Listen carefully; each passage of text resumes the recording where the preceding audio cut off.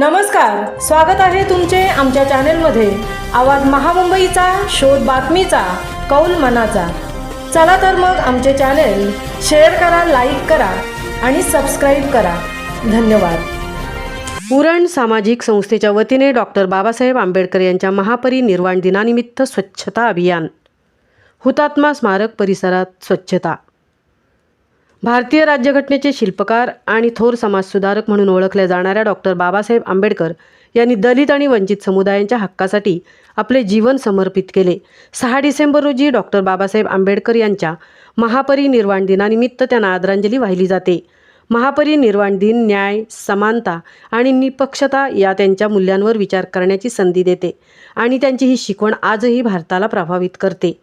शनिवार दिनांक 6 डिसेंबर रोजी डॉक्टर बाबासाहेब आंबेडकर यांच्या महापरिनिर्वाण दिनाच्या निमित्ताने उरण सामाजिक संस्थेच्या वतीने उरण तालुक्यातील 1930च्या ऐतिहासिक हुतात्मा स्मारकांची स्वच्छता मोहीम हाती घेण्यात आली होती।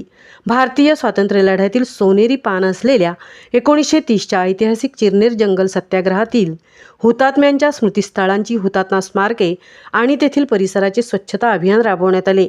भारतीय स्वातंत्र्य लढ्यातील लढवय्ये, रणझुंजार सत्याग्रही आणि हुतात्मे यांचे या उपक्रमाद्वारे स्मरण करण्यात आले।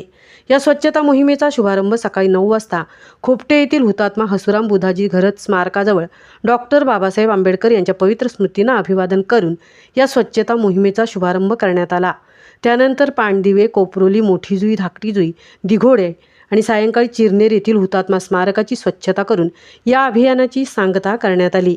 या अभियानाबाबत माननीय जिल्हाधिकारी रायगड, माननीय तहसीलदार उरण, माननीय गटविकास अधिकारी उरण, माननीय शिक्षणाधिकारी उरण, उरण पोलीस ठाणे तसेच संबंधित ग्रामपंचायतींचे सरपंच, ग्रामसेवक, प्रशासक, स्थानिक शाळा आदींना माहिती देण्यात आली होती। या स्तुत्य उपक्रमात या अभियानात राष्ट्रप्रेमी जनतेने, ग्रामपंचायत कर्मचारी व ग्रामस्थांनी मोठ्या संख्येने सहभाग नोंदवला। सद्यस्थितीत असलेले पवित्र हुतात्मा स्मारकांची दुर्दशा पाहता या ठिकाणांना वाचनालयाचे स्वरूप देण्यात यावे अशी मागणी उरण सामाजिक संस्थेकडून करण्यात आली।